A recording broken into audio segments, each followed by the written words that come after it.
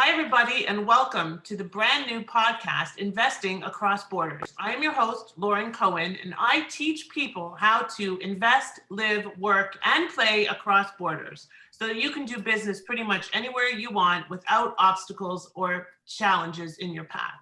I am here with truly one of my favorite people, Fiset, who runs JVology, the perfect mix of people, fun, and profits. Hopefully I said that right. His cup says the best ever. I'm sure his wife, his adoring wife, got that for him. It says best dad ever, but it's sort of like it's faded off. I wonder if that's a signal. Just blank. Best fill in the blank ever. Just fill in the blank with whatever word you want.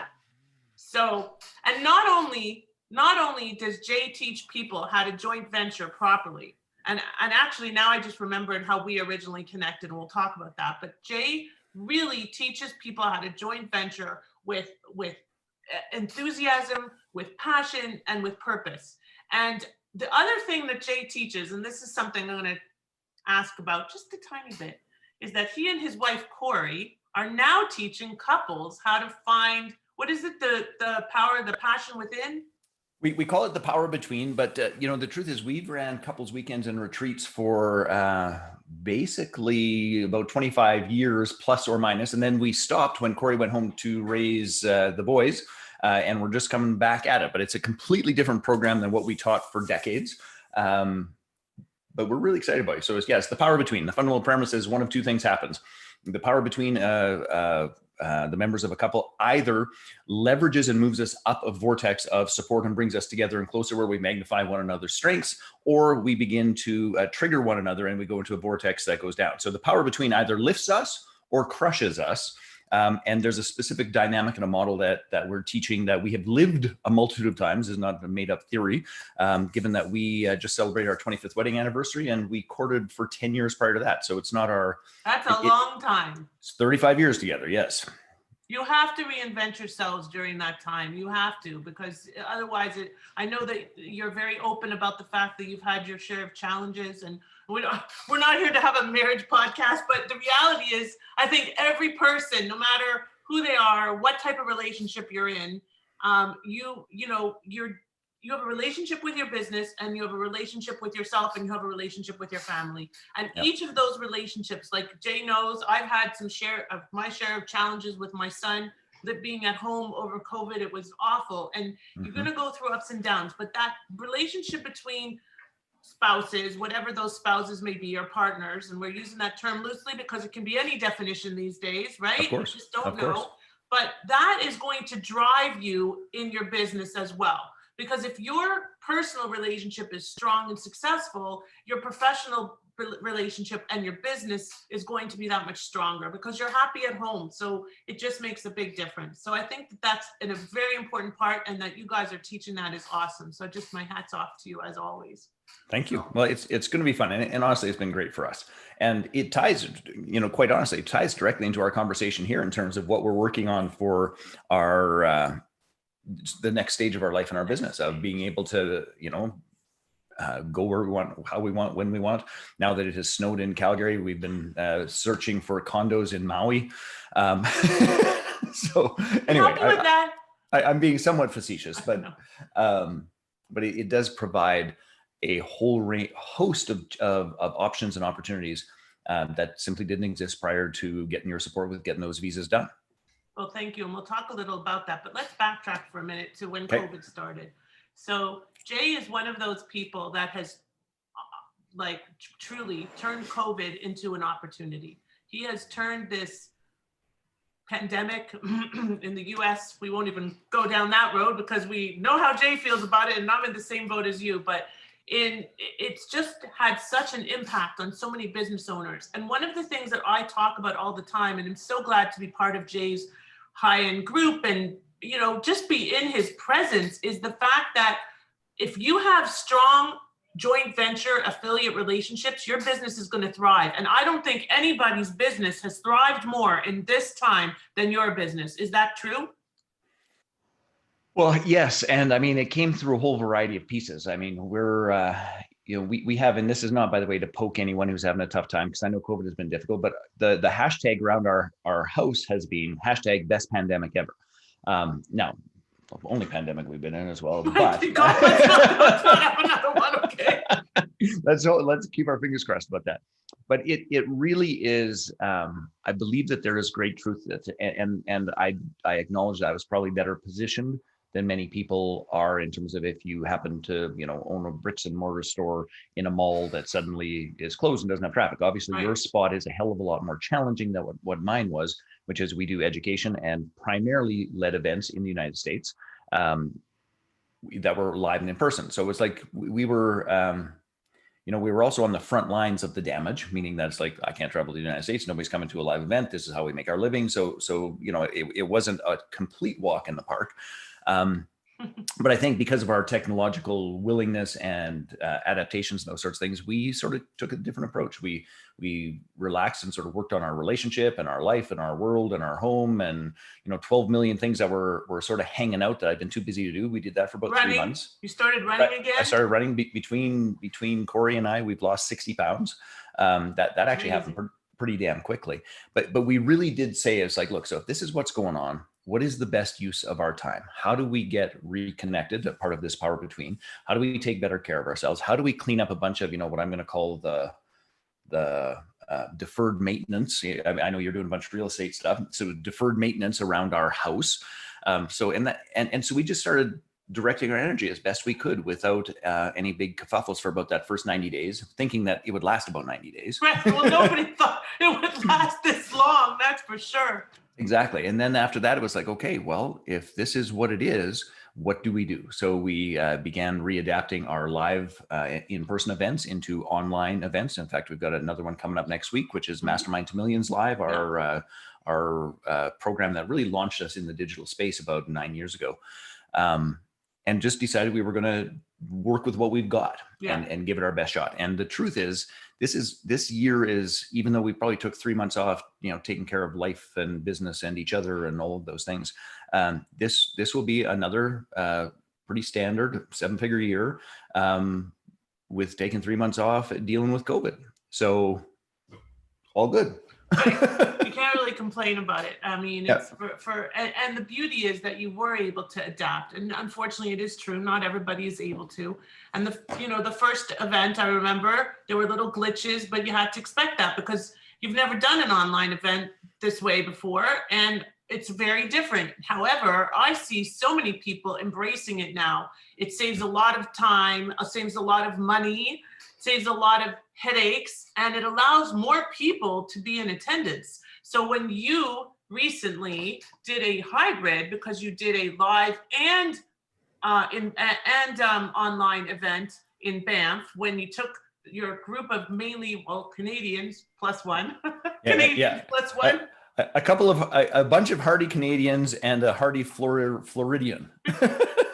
She's not that hardy, but she likes Calgary somehow. So when they went up to Banff in this group, and I was like wishing I could be there, but here I am in the US, not willing to do that quarantine. And it was awesome. I mean, you did things that you wouldn't have been able to do. You wouldn't, because it's a smaller group, and you did some pretty amazing stuff. And I think that that's just a testament to exactly how fortuitous and how adaptable you are. So let's talk a little bit about where your business is going and why you decided to get a visa, which we just got, 2 weeks ago, I guess it is now? Something like that. And actually, just so you know, because we had, with COVID and those sorts of things, we weren't paying as much attention as perhaps we should have. So we get there to do the visa piece, which a few weeks ago, and they're getting ready to stamp and getting everything done. And it's like, they look at Jackson's and my youngest, and it's like, his passport has expired. And I'm like, It what? Anyway. Right, because you're not going anywhere. So you didn't think about it. So anyway, so that one has just been sent. So it is all complete in our hands and finished. So yes, a couple of weeks ago. Well, so here's what happened for me is that back when our Mastermind to Millions brand, took off, and that's where we help coaches, experts, authors, entrepreneurs, position launch, lead their own mastermind groups, helps them to get leverage and build intimacy. Can you say that faster than that? Yeah, I can. It's where we everybody who's listening to this, don't listen at 2x speed. I'll sound like the chipmunks. So When that began to take off, it was like, we should do an event. And in my head, we were going to do it in Canada. And then as it became clear where most of our clients were, it was like, wait a second, this should be in the US. So we went and did a couple of what I would call joint venture projects in the US in terms of not having to get a visa. So we had another organization sponsor it and do all those sorts of things. And I just went and spoke, so to speak. But that business, we didn't know how that was really going to turn out over the long haul. Now that business was pretty exceptional. We went from zero, the brand not existing, to about $2.6 million in 14 months. So that just sort of went poof. And we found ourselves going back and forth to the US a heck of a lot more than we thought that we were going to. And so as that whole thing unfolded, I got pretty used to going back and forth. I got to be pretty good friends with the customs folks here in Calgary. It's like, hey, how you doing? But it became clear that as my business evolved, as we did more digital work, as it created an entirely new brand called JVology, the perfect mix of people, fun, and profit, that this going back and forth thing was going to continue on. And frankly, we want to do it right. And we wanted to figure out how to do it right and what was the best way to do it right. And Lauren, I told you this a couple of times, that back when I had a partner, a dear friend of mine, Joshua, helped me build Mastermind to Millions together. He has dual citizenship in terms of going back and forth. And when we were trying to set up the corporate structures and the trusts and the relationship with two of us, it just was so freaking complex. And even though we went down the road a couple, maybe 2-3 times trying to figure it out, we ended up always hitting this roadblock where it was like, well, that doesn't work because of X, whatever the hell X was. Sometimes it was the ownership of the trust. Like it was complex. And then I think I was speaking in Colombia, and I don't know exactly when we first met, but I do know that I was when it was on your way to Colombia. Yeah, I was sitting in a restaurant bar in Colombia eating Colombian sushi, which is a whole different conversation. When you and I had our first conversation, and it was just like, we have to get this done. We just, whatever the hell it's going to take, whatever those roadblocks have been in the past, we just need it handled. I don't know what the time frame was and all those sorts of things, because I know there was a bunch of paperwork and details that you needed from me, and paperwork and details are not my thing at all. But by the time the whole thing done, by the time we got the whole wheels on the bus, this just gives us the freedom to do in North America, fundamentally, what we want, where we want, how we want, on what terms that we want, without any consideration. And I can bring the family. We don't have to worry about any of those pieces. We don't have to count days. If we wanted to set up a secondary home or home base in terms of doing work in the US, that's a possibility as well. In Maui. In Cabo, no, Cabo's not in the US. In Maui or in Arizona or in San Diego or wherever you want. Yeah. I think Corey's probably in the living room right now searching, looking for condos in Maui. She is. I was talking to her earlier. Yes. So it really, from a perspective of I'll call it an international entrepreneur. That sounds a little bit weird, but from the perspective of an international entrepreneur, those foundational pieces just have to be done. And honest to goodness, it took us too long to get it done. It was not for lack of trying, but we just couldn't get it through until working with you, quite frankly. Well, and there were some changes on our end. Like we changed that partnership arrangement. We did like a whole bunch of things evolved in that time frame, but honest to goodness, it was not. It wasn't that we were ignoring it. No. It was that we were trying to get the damn thing done properly. Well, I think the other thing is, Jay, especially for me with my clients, it's not just a client. When I met you, it was an immediate like brother sister kind of thing where we had this. We got on well on so many levels, right? Mm-hmm. And I think that it's that trust factor for me with especially my Canadian clients for obvious reasons, but they're working with sometimes, and I'm saying this in a public forum, but working with Americans for Canadians is sometimes not an easy thing because there is a trust factor or a lack thereof, or a presumption of what are you up to? What are you looking, what's your ulterior motive? Whereas with me, I think that you knew that my ulterior motive was the same as yours, which was getting you through that process. And I don't take on 1 million clients because I can't give them the attention that I need to give. Like like knowing every step of the way, exactly what's going on. You can't do that for 100 clients or 50 clients. You can only do it for a certain number. And that's why I'm very selective about the clients I work with. And it really, like, I did not sleep that weekend before you went for your interview. I was more stressed than you. And I was like, oh my God, when is the interview? When is it? And I thought it was Monday. And then Monday, I said, so how'd it go? You go, it's tomorrow. I go, another day. Oh my God, what am I going to do?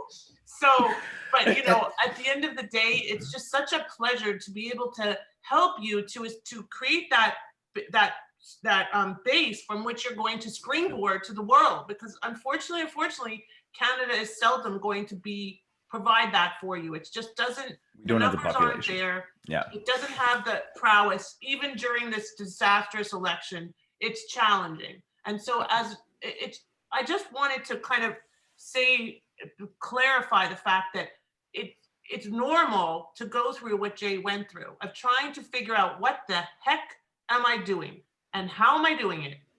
Well, and even, you know, just on that note, I think some people are more sort of in touch with their worry than others, right? So for me, like, I wasn't all that worried about the interview. Like, I was excited and a little edgy would be the best way I would put it. But I tell you what, when we left and it was done, I felt like 10,000 pounds had been lifted off my shoulders. But you want to hear one funny little thing? Yeah. So I created more reports about US because we had that preparation call. So I created reports about our US sales and US customers, did all those sorts of things. And we get there and the lady's going through, and she asked me a couple of sort of what seemed like almost unrelated questions. And then she says to me, so this Canadian company that, you know, apparently you've had for a while, it's like, so, you know, can you show me some financials or something out of that? And it's like, that corporation is 30 years old. I could bring you truckloads of it, but I wasn't asked to. I didn't. I'd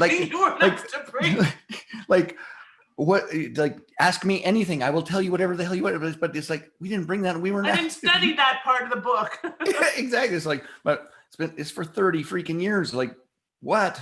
Anyway, so we went through that back and forth. I'm sorry. Like, I seriously, I could have, and. At the end, it was like, it's all good, whatever. But I did think that was funny as hell. It's like the one question and the one that I had all the data for, right? Like, that was all handy. He was like, oh, we didn't bring that.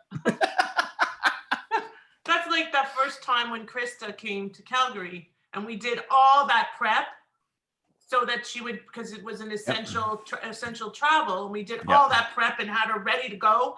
And then she was like, okay, here, just take care. Didn't even look at it. Give us your phone number. And we, you know, so there's no such thing as over preparation, I think. Mm-hmm. Unfortunately or fortunately, you cannot control these customs and border people. You were prepared, and I knew, like, you were going to nail it no matter what, because that's what you do. You're just, you know, you say you were edgy, you weren't nervous because you're not a nervous person. Like, you're not. What do you have to be nervous about? Yeah, I was nervous. I was nervous for you. Okay. So, but Jay, tell us a little bit about, like, why you feel and felt, and what you're doing next, that the US is the best place to be able to do that from. Like, why is it so important for you to have that visa? Well, you know, in the simplest answer is that in a shocking and surprising way, if we're doing in the online digital marketing world, the vast majority of that population currently exists in the United States. Well, if you're English speaking, that's it. The Europeans aren't as let's call it click happy or buy happy in terms of digital marketing and all of those pieces. The Australians are a little bit more like the Canadians. Number one, there's not as many of them, and we're a little bit more on the cautious side. So for us, it was just very simple. It's like, I decided, you know, probably 10 years ago, I was going to learn this thing called digital marketing. Most of the digital marketing gurus, the people that I hired to learn from, lived in the US. So that was a bunch of trips going that way. But when the dust settles and we actually mastered what it takes to create and generate a sale online, when we get looking at it, it's like 93% of all of our purchasers are from the United States. And then the other, you know, 7 or 8% is actually divided. Half of it's Canadians, and then the other half is scattered all over the world. Wow. So it's just as simple as this, is that if we're going to serve our clients in a more meaningful manner, if we're going to be able to provide events, community, all of those pieces, that's an imperative piece. And as you know, we are building we're building the world's first joint venture matching platform driven by artificial intelligence. And we were just approved for the Scientific Research and Development Grant of Canada, which means awesome. I didn't know that. That's amazing. Yeah. Yes, it's kind of rubber stamp that says this doesn't exist anywhere on planet Earth, and the government of Canada will give a tax incentive to build the thing out because they think it'll do something great for Canada and the world. Sure. So we're about to embark upon that piece. But again, that program or that platform is a SaaS platform. I mean, software as a service, people are going to be buying it on a monthly basis. And what we can tell, again, going back to population and people utilizing digital tools and all those sorts of things, the lion's share of our clients in that process are, again, going to be Americans. So it just makes perfect 100% sense that if we're serving primarily an American audience and a significant portion of our income is coming from the United States, and we have to have all of the T's crossed and the I's dotted to make sure that we can go back and forth and do what we want, when we want, how we want to build and serve those businesses. And of course, obviously in terms of the visa piece, and of course, contribute to the American economy, of course, hire Americans in terms of our staff and our team, do all of the pieces that just make sense to make serving our American customers easier, smoother, and more joyful. I mean, it makes sense. And that's why I got the visa, because that's the story. And the reality is, when people ask me, who's your ideal client? I say, Jay. Why? Because truthfully, there's two types of clients that I work with. One is the client that's setting up a business here and wants to move here and create a life here and send their kids to school here. That's the typical client that most immigration lawyers in the US work with. Jay is not that client, because Jay is not moving here, and that's okay. His kids play hockey. He likes the snow somehow. Somehow, I don't know how. I'm Canadian, and I like it on the ground, but I don't like it when the car and the boots and the shoveling and it's a make work project. Let's be clear. and we trade the make work project for happy kids at hockey. Right? Happy kids at hockey. And I don't have a happy kid at hockey. I, thank God, have a happy kid at baseball. And it's funny because when he was born, being a Canadian American and born in America, but he's a Canadian mom and he's Canadian citizenship. What do they say in Canada whenever a boy is born? Oh, he's going to be a hockey player. I didn't hear that from anybody in America. What do they say? Oh, he's going to be a football player. I don't even know football. But the point is that Jay is not moving here. However, the goal of getting that visa is the freedom, the flexibility, the ability to go back and forth, transverse borders without the challenges, so that he can truly live and work anywhere he wants, play anywhere he wants, invest anywhere he wants. We could do it. We can set up real estate investing, whatever. And you don't need to have to move or even want to move. Now, there are some people that want to, and there are some people that need to. In Jay's case, he just is running a business across borders. So it made perfect sense. And that's the beautiful thing, is that Jay is that perfect client who knows what he's doing. He may not love paperwork, but he knows the business, and he had everything that we needed to show the story. And so thank you for being my number one favorite client. And I'm getting some new ones now that are going to give you a run for your money. Just good. I am glad to hear that. One of the things that I think we should talk about here, just while we're on this note, because I've talked to some friends and associates of mine who are Canadian, who are going back and forth, and